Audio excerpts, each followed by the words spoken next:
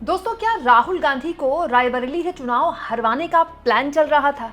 क्या कोई एक अलग तरह का मैकेनिज्म डेवलप कर दिया गया है क्या, जिसमें जिस विधानसभा या जिस लोकसभा सीट में कितने भी वोट प्लस कर दिए जाते हैं और माइनस कर दिए जाते हैं? अब हुआ ये दोस्तों कि राहुल गांधी ने किया चुनाव आयोग पर विस्फोटक खुलासा। तो दोस्तों, जवाब आना चाहिए था चुनाव आयोग की तरफ से, लेकिन जवाब आया गोदी मीडिया की तरफ से। बहुत सारे न्यूज़ चैनल्स ने इस पूरे मसले को लेकर राहुल गांधी को अटैक कर दिया कि राहुल गांधी फर्जी वोटरों का दावा कर रहे थे। ये देखिए, इनके खुद के रायबरेली क्षेत्र में फर्जी वोटर पाए गए। दोस्तों, टाइम्स नाउ उनमें से एक है। खुलासा तो टाइम्स नाउ ने इस तरह से किया था कि देखिए, रायबरेली में भी राहुल गांधी क्या फर्जी वोटरों से जीते। लेकिन अब ये मामला भी कैसे उल्टा पड़ गया है, मैं आगे आपको बताती हूँ। दोस्तों, हुआ ये कि इस पूरे खुलासे के बाद टाइम्स नाउ ने अपने रिपोर्टर रायबरेली में भेज दिए, और रायबरेली में भी टाइम्स नाउ की ये खबर बताती है कि हाउस नंबर 0 के नाम पर कई वोटर रजिस्टर्ड मिले। और इसके आधार पर टाइम्स नाउ के सुशांत सिन्हा जैसे पत्रकारों ने, एंकरों ने, जो भी आप बोले इनको, इन्होंने शो कर दिया कि राहुल गांधी दूसरों पर तो आरोप लगा रहे हैं, इसका मतलब ये भी फर्जी वोट पाके ही जीते हैं क्या रायबरेली से। तो ये अपने आप में बहुत ही डरावना है दोस्तों, क्योंकि अब इसके उल्टा रायबरेली को लेकर राहुल गांधी के सपोर्टर ये कह रहे हैं कि इसका मतलब रायबरेली से राहुल गांधी को हराने का प्लान था क्या। क्योंकि सवाल नंबर 1, राहुल गांधी तो रायबरेली से सांसद भी नहीं थे। दोस्तों, रायबरेली की सीट जो थी वो सोनिया गांधी की थी।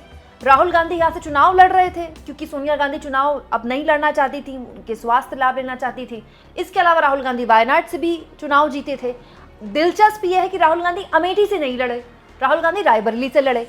तो अब ये कहा जा रहा है कि ये जो फर्जी मतदाता बनाए गए, टाइम्स नाउ ये कह रहा है राहुल गांधी द्वारा बनाए गए, राहुल गांधी को समर्थन करने के लिए बनाए गए। लेकिन बड़ा सवाल ये है दोस्तों कि पता कैसे चलेगा कि इन फर्जी मतदाताओं ने किसको वोट किया। क्योंकि अब कांग्रेस सपोर्टर और राहुल गांधी के सपोर्टर तो कह रहे हैं कि क्या यही वो हथकंडा है जिसके जरिए राहुल गांधी को अमेठी हरवाया गया जब स्मृति ईरानी चुनाव जीती थी। मतलब ऐसा शक पैदा हो गया है कि कोई कुछ भी खुलासा करता है तो उस पर जो शक की सुई है वो चुनाव आयोग पर ही जाती है। दोस्तों, गोदी मीडिया आज अपने रिपोर्टर ग्राउंड पे भेज रहा है, तो रायबरेली में जब चुनाव हो रहे थे तो गोदी मीडिया झक मार रहा था क्या?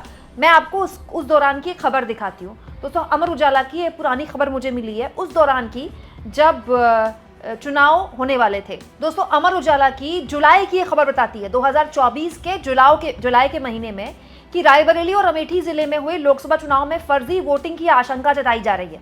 मतलब उस वक्त जुलाई में भी फर्जी वोटिंग की आशंका को लेकर खबरें छप रही थी, और ये बताया गया था कि फर्जी प्रमाण पत्र के जरिए मतदाता पहचान पत्र, राशन कार्ड, आधार कार्ड समेत अन्य दस्तावेज बनाने की बात सामने आ रही है। और रायबरेली से तो दोस्तों सोनिया गांधी सांसद थी, रायबरेली से तो चुनाव राहुल गांधी लड़ रहे थे। लेकिन अमेठी से तो 2024 में चुनाव से पहले स्मृति ईरानी सांसद थी ना, तो स्मृति ईरानी के सांसद रहते क्या अमेठी में फर्जी वोट पड़ जाएंगे? हालांकि इसी खबर में सूत्रों के हवाले से लिखा है कि यूपी एटीएस इस बिंदु की जांच करते हुए पता लगाने का प्रयास कर रहा है कि कहीं फर्जी दस्तावेजों के जरिए बाहरी लोगों ने दोनों जिलों में वोटिंग तो नहीं की है। अब तक पुलिस जांच में इस बात की पुष्टि हुई है कि आरोपी सीएचसी संचालक जीशान व वीडियो विजय सिंह यादव ने, बाकायदा दोस्तों इलाकों के नाम लिखे गए हैं यहाँ पर, नसीरुद्दीनपुर, गोपालपुर, लाउरेपुर, गढ़ी इस्लाम नगर में रहने वाले उन लोगों के नाम से दोबारा जन्म प्रमाण पत्र जारी कर दिया है जिनके पहले से ही प्रमाण पत्र बने थे। तो 1 साल से डबल इंजन की सरकार भाई क्या को सांप सूंघ गया था? इतना बड़ा फर्जीवाड़ा अगर राहुल गांधी के चुनाव से पहले हुआ है तो फिर इसकी जांच होनी चाहिए थी। राहुल गांधी इस पर प्रेस कॉन्फ्रेंस कर देते थे, क्या इसका इंतजार हो रहा था? कितनी अजीबोगरीब स्थिति है दोस्तों। ये तब है जब यूपी में मतलब कितने लंबे वक्त से योगी आदित्यनाथ की सरकार है। अच्छा, दिलचस्प इस पूरे के पूरे मामले में क्या है, जैसा कि मैंने आपसे कहा, किसी के माथे पर थोड़ी लिखा होता है कि फर्जी वोटर बनाए तो कांग्रेस को वोट करेगा कि बीजेपी को वोट करेगा। जैसा कि मैं आपसे लगातार कह रही हूं, अगर सारे फर्जी वोट कांग्रेस को पड़ रहे हैं ना, वो भी खतरनाक है। क्योंकि ये बात वोट की चोरी क्या है, ये बात चुनाव की चोरी का है। कौन कर रहा है ये इंपॉर्टेंट नहीं है, चुनाव की चोरी हो रही है ये इंपॉर्टेंट है, दैट इज मोर इंपॉर्टेंट। तो न्यूज चैनल्स को यहाँ वहां भटकने से ज्यादा इस बात पर केंद्रित करना चाहिए। मैं तो कहती हूँ टाइम्स नाउ ने अगर ऐसा कोई खुलासा किया है जिसके जरिए रायबरेली में फर्जी वोट पाए गए, तो ये भी सवालों की सुई चुनाव आयोग की तरफ ले जाता है कि चुनाव आयोग ऐसे किस तरह के वोटर आईडी कार्ड इशू कर रही है जहां पर हाउस नंबर 00 लिखा हुआ है। दोस्तों, ये तो 1 साल पुरानी बात बोल दी मैंने, जो टाइम्स नाउ ने आज इस पर खुलासा कर दिया। बिहार में जो एसआईआर के बाद नई वोटर लिस्ट इशू की गई है, नई जो पूरा डिटेल इशू की है चुनाव आयोग ने, जरा आप उसमें देख लीजिए। दैनिक भास्कर ने एक बहुत ही चौंकाने वाला खुलासा कर दिया है दोस्तों। दैनिक भास्कर के हिसाब से मुजफ्फरपुर में एक ही पते पर 269 लोग मिले हैं। मतलब आप सोचिए कि एक घर में 269 लोग रह रहे हैं, वो घर अपने आप में मोहल्ला है। ये पाया गया है कैसे? ये जो 1 अगस्त को मतदाता सूची जारी करी है ना SIR के बाद बिहार के अंदर चुनाव है, उसमें पाया गया है। और जमुई में एक घर में 247 वोटर मिले हैं। ये तब है जब चुनाव आयोग ने क्या क्या नहीं कर दिया। SIR इसलिए जरूरी है, SIR उसलिए जरूरी है, SIR से फर्जी मतदाता बाहर कर दिए जाएंगे, SIR से ये कर दिया जाएगा, ये किया जा रहा है SIR से। ये तो 1 साल पुरानी बात भी नहीं है, बताइए। और ये किसी और ने तो किया नहीं, चुनाव आयोग ने किया है। सुप्रीम कोर्ट कहता रह गया कि आप इतनी जल्दबाजी मत दिखाइए, आप आधार कार्ड को ऐड ऑन कीजिए। दोस्तों, राज्य के विपक्षी दल कहते रह गए कि आपको इतनी जल्दबाजी क्या है, और इतनी जल्दबाजी में सब कुछ किया गया और हासिल क्या है? धाक के 3 पाद। मतलब स्थितियां आप देखिए, एक पते पर 269 और 247 लोग मिल रहे हैं। ये वो लिस्ट है जो चुनाव आयोग ने अभी 1 तारीख को जारी की है, 1 अगस्त को जारी की है, उसकी ये स्थिति है। और तो और डिप्टी CM को लेकर भी दोस्तों, जी हाँ, डिप्टी CM दोस्तों, बिहार में बीजेपी के डिप्टी CM है विजय सिन्हा। और विजय सिन्हा बड़े खास माने जाते हैं मोदी जी के।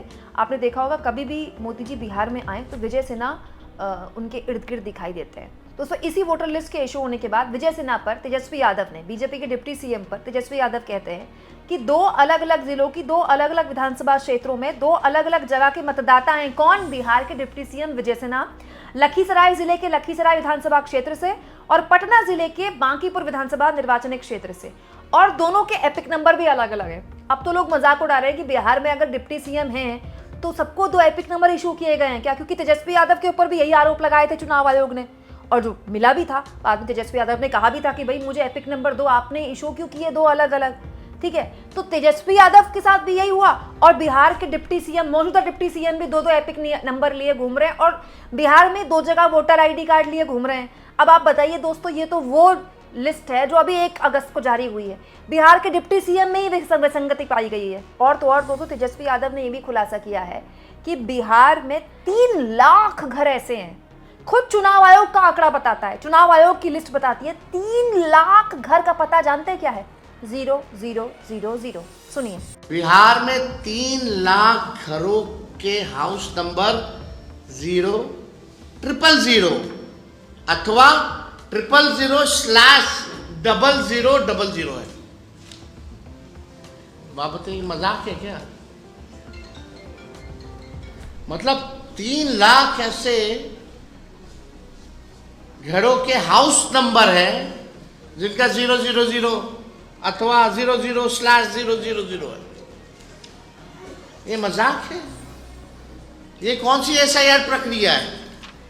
तो हमको लगता है कि विजय सिन्हा जी और इलेक्शन कमीशन को, कम से कम इलेक्शन कमिश्नर को ईगो में चीजें नहीं लेनी चाहिए। दोस्तों, जिस वक्त जल्दबाजी में SIR करवाया जा रहा था, उसी वक्त कहा जा रहा था कि बिहार अभी इसके लिए तैयार नहीं है, लोगों के पास डॉक्यूमेंट्स नहीं है, लोगों को डॉक्यूमेंट्स बनाने का वक्त दीजिए। लेकिन चुनाव आयोग ने पहले लिस्ट जारी की, 11 में से 1 डॉक्यूमेंट होना चाहिए।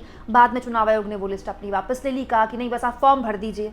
जिन लोगों ने बस फॉर्म भरे हैं, उसके बाद जो स्क्रूटनी हुई, उसके बाद जो लिस्ट इशू की चुनाव आयोग ने, उसमें इतनी विसंगतियां पाई जा रही हैं। अब आप बताइए, इस वक्त की जो चुनाव आयोग की कुछ दिन पहले की लिस्ट है, उसमें दिक्कतें मिल रही हैं। बड़े बड़े अखबार उस पर खबर छाप रहे हैं। और 1 साल पूर्व में राहुल गांधी के रायबरेली में जो चुनाव हुआ है, उसमें भी विसंगति पाई जा रही है कि उसमें भी फर्जी मतदाता एक ही 00 नाम के एड्रेस में मिले हैं। तो मतलब ये चुनाव आयोग कर क्या रहा है? जो काम वो अर्जेंसी में करता है उसमें भी गलतियां पाई जाती हैं, और जो काम इत्मीनान से करता है उसमें भी गलतियां पाई जाती हैं। लेकिन दोस्तों, आप सवाल पूछो चुनाव आयोग से तो कहते हैं शपथ पत्र दाखिल कीजिए। दोस्तों, आप इसमें क्या शपथ पत्र की आवश्यकता है? बताइए, आप इस मुद्दे पर क्या सोचते हैं? दोस्तों, कमेंट बॉक्स में जरूर लिखें, और जितना हो सके चैनल को शेयर करें, सब्सक्राइब करें, और थैंक्स और ज्वाइन, ये 2 ऑप्शन है जिसके जरिए अगर आप चाहें तो आर्थिक तौर पर भी चैनल के हाथ मजबूत कर सकते हैं।